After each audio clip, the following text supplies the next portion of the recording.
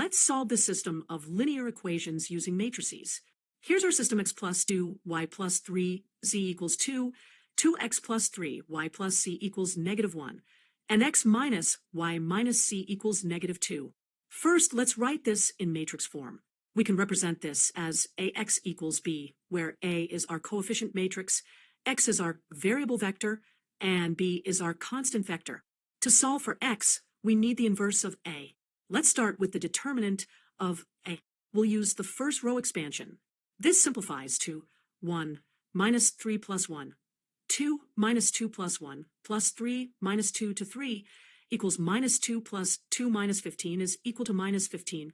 Next, we find the adjugate of A. This is the transpose of the cofactor matrix.